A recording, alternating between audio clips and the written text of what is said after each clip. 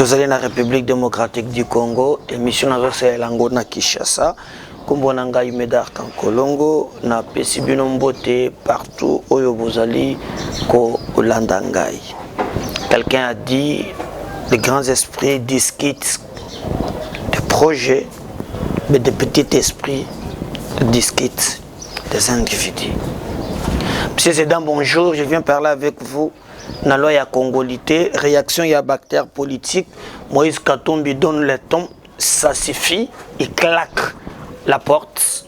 Réaction très chaud. Olivier Kamita, tout Peter Kazadi, Salomon Escadela, Dieudonné Boulengentenge, tous ces acteurs politiques ont réagi. Et donc, Togoyebangona, émission Nabisoya Mokolo Yalelo, qui prévoit la loi Oya Noël Tchani Nsingi à Lobaki, Noël Tchani Mokolo Loi Yemoko à Lobaki, Tozo Kende Wapi, tension politique et matine, Martin Fayulu à Lobaki, Lobi na Top Congo, Oyopa Solo Laki, Tozo Kende Wapi, Mboko Yo Congo, Ekolo Totute la Katolo, Soki Solo Pona Congo. Gonga ya kosa la kimia yango ye Mugolonze mboa na tiki ko beta musique akomi bega sima ya Fayulu. Donc voilà au moins et to solo na bino, mais je ne commencerai jamais cette émission sans que na senga bino demande nanga bobiango. Très bien, vous devez bando nanga commencer par s'abonner. Sur que ça na bon place beaucoup mi rouge beaucoup mi s'abonner, cliquez place one. Donc s'abonner, mais ce que s'abonner, mais c'est comme une notification, une cloche mogo bimi. Il faut appuyer la cloche pour voir kaba vidéo ya sika. Ce que tu vidéo ya sika, osa la peine notifier au tala kaba vidéo ya sika pour avoir la vidéo série à chaque jour. Ce que s'abonner aussi, c'est quoi un bas comme j'aime. Il y a que place ya j'aime moi na cliquer en go ou vidéo. Na c'est pas de place à retirer commentaire. Donc ceux qui s'abonnent ou aimer ou commenter, aux les mêmes liens partagés ou partager na bande comme sous ba membre na yo ya famille grami ko to akinda muselo même ba makangu. Donc ya wa atika ka montute tindeli batu nyonso pote ba s'abonner. Mais na pesi bino merci na ba yeba sala kayango na zalaka toujours na devoir yako yebisa bino yango. Mais bande konanga vana kuma makambo ya kongolite na makambo mususu lobi na zuba appel na moni mama Rita bengi ngai azana États-Unis na moni batu ba bengi ngai papa ndenge nini yokola kisa pasi ya mbujuma iboye eske za malamu na yo pe komiko combattre fati skuba tu ba combattre ka fati ezaba o bazaba hypocrite bazoye bisaye que ça va alors que ça ne va pas. Bolobina ngao mboka wana babomi yango des années et des années ezaka ka deza na lobi maman nangarit dans 2 ans bako somba scanner te, dans 2 ans bako somba échographie te, projet nyonso ya 100 jours basalaki Zela bako tongango dans 2 ans te. Comment voulez-vous que ngai mutonaye na moni atrocité dimension peuple la moni passe nayebisa présidente na comme pe lokola ba mususu oyo bazala kasuti makambo eza malamu te bazoko sa président na koki koloba na yo na kosala kabiloko wana te. Moi je soutiens le président poto tonga Congo. Et il faut y avoir très bien que situation na côté libatoana est catastrophique. Il y a urgence, il y a des choses au batubako zélaté. Au batubako zélaté. Donc si vous attendez que biso nyonso toya kakaka tobeta kamaboko tolobaka ça va et ce que ça va non ngana boité que province batikango par terre, je sais que mboka wana batikango bongo, mais je demande le minimum. Vous prenez l'hôpital de la Mouine, combien coûte un scanner, combien coûte l'échographie, combien coûte. Est-ce que par exemple un zélate ou un longo rompu maman yembo kesimis, ça a un problème exact. Et quand vous avez des gouverneurs oyo bazali ko représenter rien ba gouverneur oyo bazawana pona ko répondre na ba dictat ba politicien ya Kinshasa na lobate te mama te bande konangani makambweli ma bena Kasai oriental na mbujimai eloko ezate il est grand temps to longwa na fanatisme koto agir donc le reste na ko landate des attaques, des insultes. Est-ce que je savais que les fanatiques beaucoup réagir, aimer le président, c'est lui dire aussi la vérité, lui dire ça ne va pas. Et tant que tu as qui mbujima ina lelaki. Na ko bomba ngote, na bomba pona nini? Na bomba pona nini? Na ko bomba te. Il faut yebana et na kolobela kayango ti il faut ba kende na lombango basala ba iri. Il y a des choses batu ba kozela te. Mais makamusu batu ba kozela. Relancer par exemple la MIBA. Relancer la MIBA. La MIBA, on parle de 10 millions, de 22 millions. Mais le DUP qu'on a donné à député, c'est 27 millions quelques. Où est la priorité? Tu ne vois pas qu'on pouvait prendre cet argent-là, orienter vers Mbujimai? Non, mais tout sur là. Biso na biso to miyo ke la mawa. Ezambo kanabiso. Moto ya koke kolinga mbuka na biso koleka biso moko azate bande konangai bala bana ina chami zo point na likambo wana c'est comme na Kinshasa ao tona zoki na Kinshasa ngobila ye akangi zando bato bateka kate bato boko tena ba marché perfirigo ya pembeni wana est-ce que bozo yeba ke bayeba kamati non seulement bekangi zando place ya kotia bato musu ezate aye atindi bato babuki bato na di marché Croix Rouge commune ya Kinshasa débandade bato babungisi biloko na bango okoloba te aimer le président c'est lui dire monsieur le président ça va pas. Alors nous revenons na likambo na biso principal bande konangai oyo loi sur la congolité. Mais avant d'abord, na kota na ba réaction, je vais totanga na bino loi wanezolo banin. Loi, je vous rappelle que il y a une proposition il y a Noël Tiani. Alors, vous allez voir que nini d'abord loi Noël Tiani est lobby sur la congolité. Et d'abord, si vous le savez très bien, il a même donné des précisions. Et comme nous l'avons dit autrefois, loi, selon lui, ezolongolate muto atika kozala congolais expatrié te.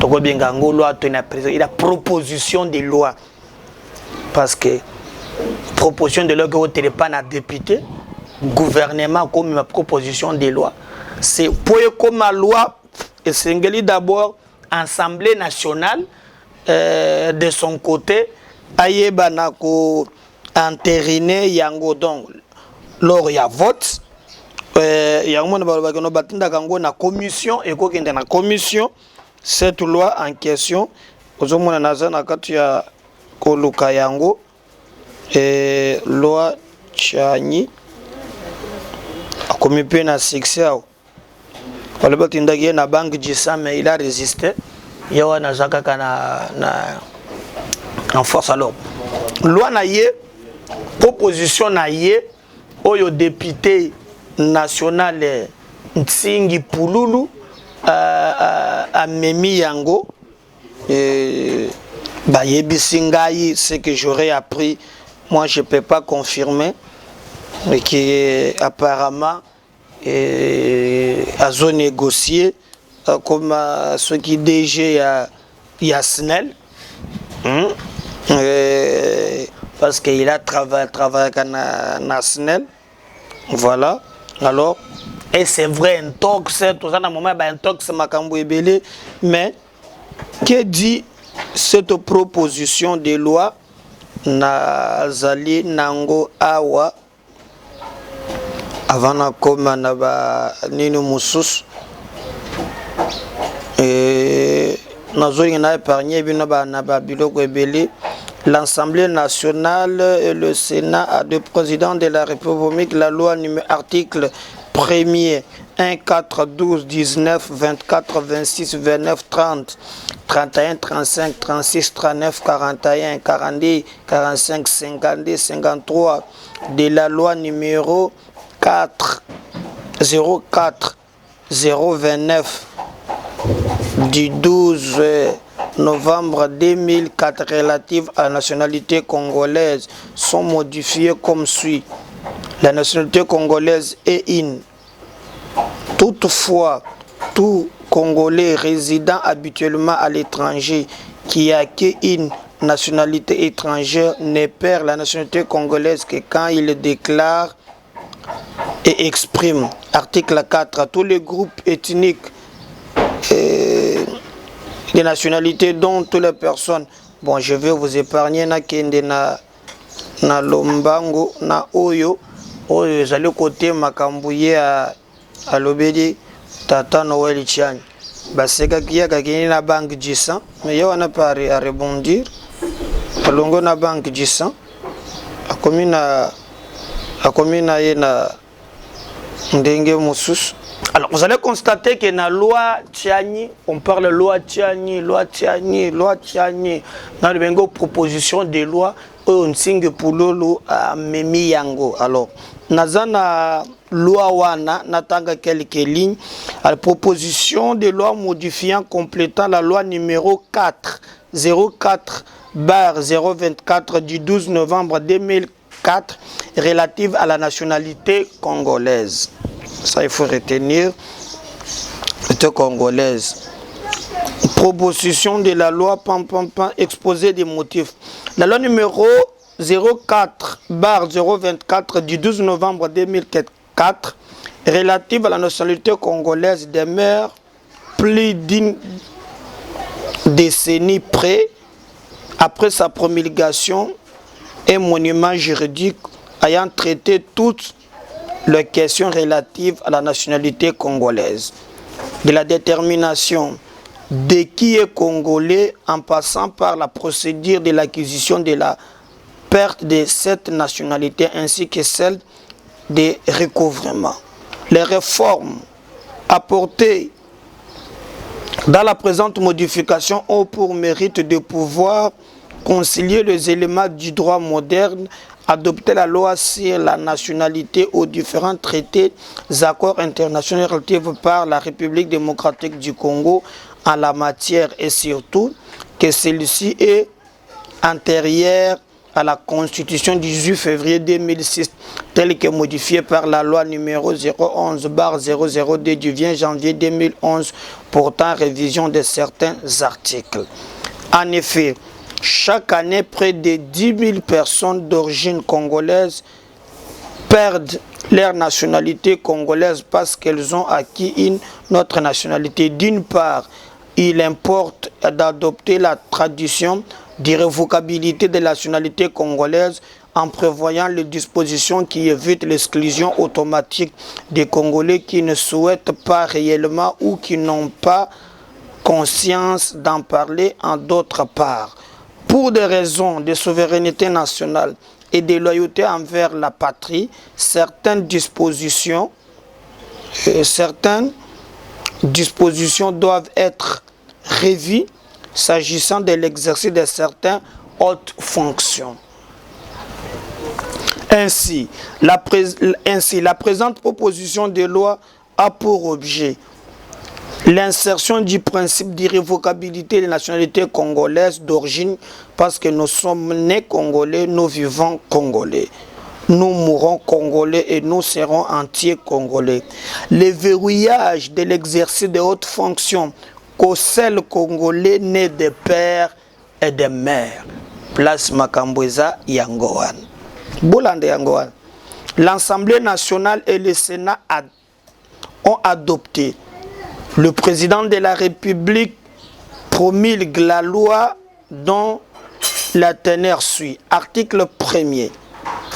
Les articles 1, 4, 12, 19, 24, 26, 29, 30, 31, 35, 36, 39, 41, 42, 51, 52, 53, la loi numéro 04/029 du 12 novembre 2004 relative à la nationalité congolaise sont modifiées comme suit. Article 1er. La nationalité congolaise est une. Toutefois, tout Congolais résidant habituellement à l'étranger qui a acquis une nationalité étrangère ne perd la nationalité congolaise que si elle déclare expressément. Article 4. Tous les groupes ethniques et nationalités dont les personnes et le territoire constituent ce qui est devenu le Congo présentement, la République démocratique du Congo, et l'indépendance bénéficie l'égalité des droits et de protection au terme de la présente loi, sous réserve de ce qui est dit sur l'exercice de certaines autres fonctions. Article 12. L'ordonnance accorde la neutralisation et délibérée en Conseil des ministres sur proposition du ministre de la Justice, garde des Sceaux. Le président de la République signe cette ordonnance après avis conforme de l'Assemblée nationale réunie à la majorité relative. En cas de vacances parlementaires, le bureau de l'Assemblée nationale lève l'option. Le requérant qui auront obtenu la naturalisation par ordonnance sera admis à jouir de la qualité de citoyen congolais, mais seulement à partir du moment où il aura prêté serment devant la cour d'appel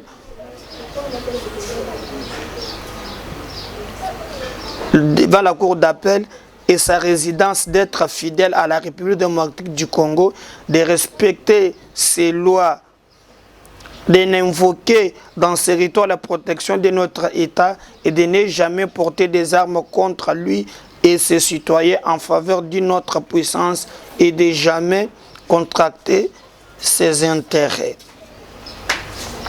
L'étranger ou l'apatride qui contacte le mariage avec un conjoint de nationalité congolaise peut, après un délai de 5 ans pour l'étranger et 7 ans pour l'apatride, à compter du mariage acquis nationalité congolaise par ordonnance délibérée en Conseil des ministres sur proposition du ministre de la Justice et garde des Sceaux, à condition que la date du dépôt de la demande, la communauté de vie n'ait pas cessé entre l'époux et que le conjoint congolais ait conservé sa nationalité.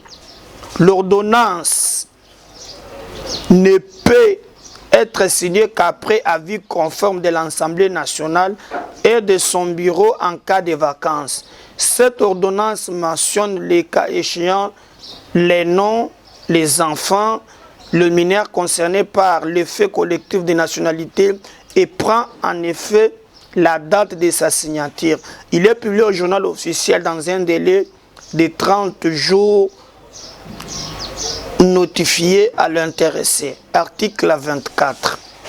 Toutefois, pour des raisons de loyauté et de fidélité à la nationalité congolaise, l'exercice des fonctions du président de la République, président de l'Assemblée nationale et celui du Sénat n'est réservé qu'aux seuls Congolais nés de père et de mère.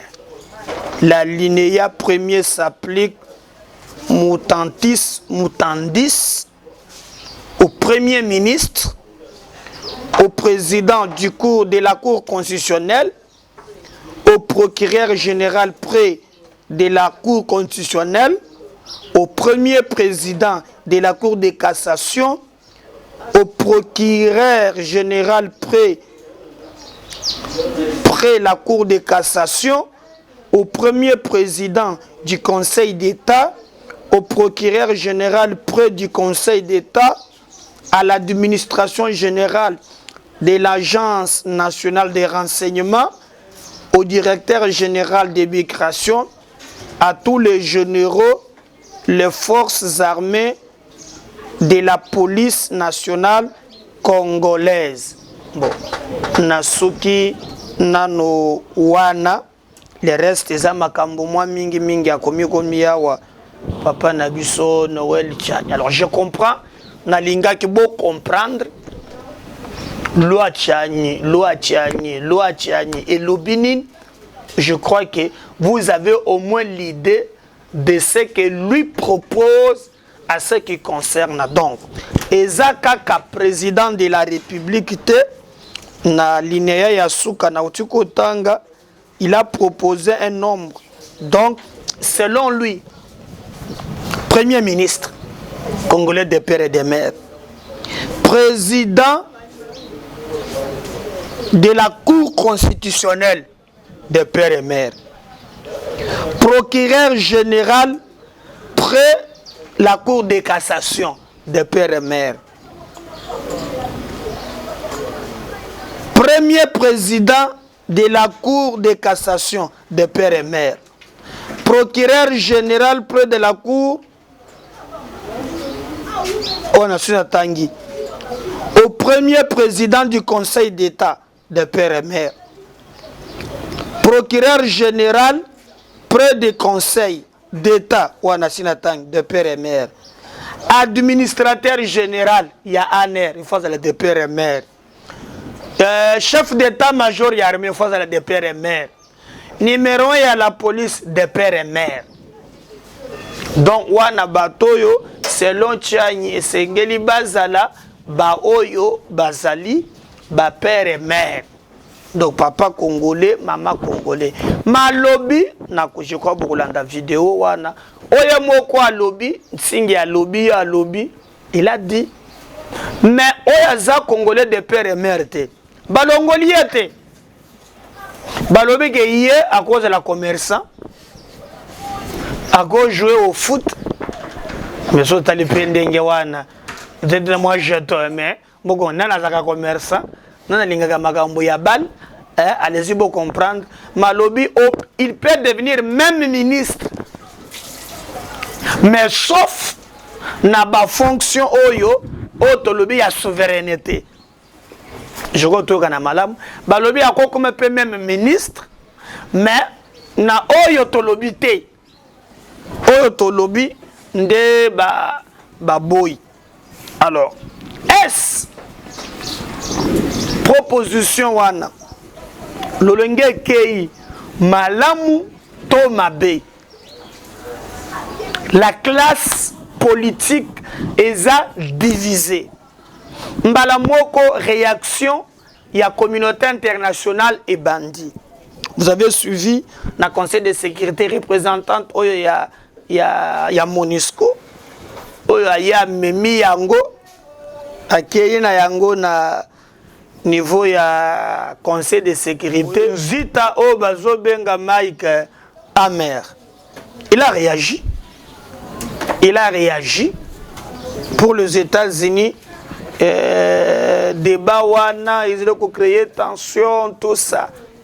Alors, allez-y comprendre comment to Zaliko Kende na dossier wana ya Congolité. Alors, ensemble, il y a Moïse Katumbi va réagir. Mais avant de commencer ensemble, il y a Moïse Katumbi, bolanda nanu nsingi, bolanda pe yemoko Noël Tchani de père et mère. Après, tozongi pour boyo une réaction, il y a classe politique. On revient juste après. Vous assurer qu'à ce niveau de responsabilité, qu'on ait des chefs d'État qui soient 100% loyaux à la République démocratique du Congo et qui prennent toutes les décisions totalement en faveur du peuple congolais. C'est ça la justification de cette loi. Deuxième argument en ce qui concerne la nationalité. À quoi sert-il que nous puissions nous cacher quand nous savons que cette Assemblée nationale est pleine de députés qui ont la double nationalité, qui sont tantôt congolais, tantôt français, tantôt... Donne ma promesse. Quiconque viendra avec cette loi-là dans l'Assemblée nationale, c'est ce jour-là qui signera son certificat de décès.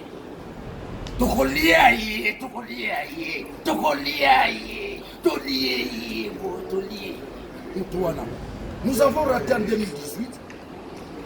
C'était pas une faiblesse. Vous assurer qu'à ce niveau de responsabilité, qu'on ait des chefs d'État qui soient 100% loyaux à la République démocratique du Congo et qui prennent toutes les décisions totalement en faveur du peuple congolais. C'est ça la justification de cette loi. Deuxième argument en ce qui concerne la nationalité. À quoi sert-il que nous puissions nous cacher quand nous savons que cette Assemblée nationale est pleine de députés qui ont la double nationalité, qui sont tantôt congolais, tantôt français, tantôt... Donne ma promesse. Quiconque viendra avec cette loi-là dans l'Assemblée nationale, c'est ce jour-là qui signera son certificat de décès.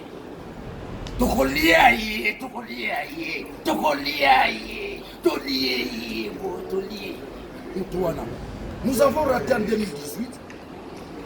C'était pas une faiblesse.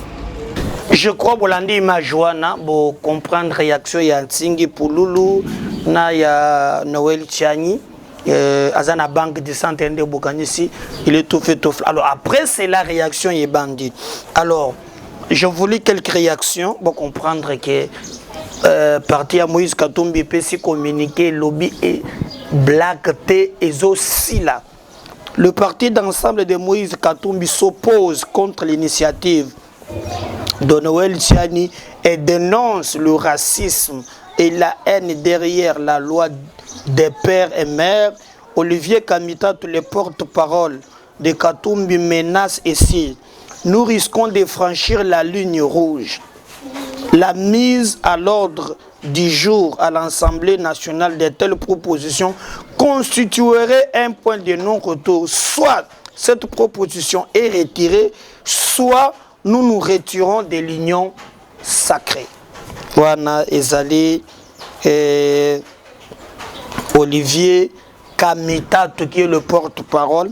Mais nous avons vu Bandeko Oyo Bazali proche na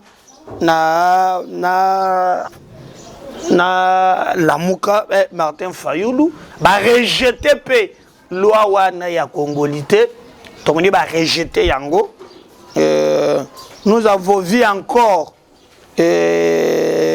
Bandeko ya fait cesser Ferdinand Kambere à lobby Lukuta wane ko simbate likambo ya de père et mère.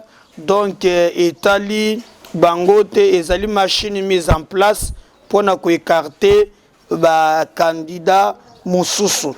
Et nous avons vu réaction et continuer kozalaka bato na bato bazali ko réagir na lolenge na bango moto na moto selon tendance na ye bandeko na ngai comme d'habitude ezali ko pesa biso pasi ya pasi. On ne sait pas comment ça va se passer, mais nous devons nous battre pour être Makambo Nyonso et les cas très très bien. Donc voilà au moins ce que je peux vous dire. Mais retenez que le débat est allé tellement roulé, tellement chaud. État-major réseau Sangana. Na Londina de na lobby batu ya Lamuka baza contre, FCC baza contre, Bakatombiste baza contre. Alors tozo yebateli que tozo loka proposition ezali déposée dans l'Assemblée nationale batu ya Katumba lobby sokeka ba meki ko aligner yango na calendrier il y a session zoya ba se retirer. Maintenant le vrai problème est-ce que ba owana ba ministre ya Katumbi ceux qui va tout se retirer no ba ministre ba ko démissionner ou bien ba ministre oyo tozana bango ba kotikala amoni le nouveau secrétaire général il y a INC ameka ki yango l'INC pas ay amutika ye moko na bureau donc je ne sais pas comment bango ba kosala. On attend voir parce que si Dieu ne revenait pas, moi je reviens pour ton solo Nabino. N'oubliez pas de vous abonner. MKBS, c'est la voix des sans-voix. À la prochaine. Vous m'avez déjà la mission Yasikana, journaliste na Yasika Bomesana, parce que biso na biso zali biso a otozali moto moso baza de père et mère, Dondi Mobutu, caméraman monteur Nangaza 50. Donc il est déjà écarté na Korswana. Abonnez-vous à la prochaine. Bye.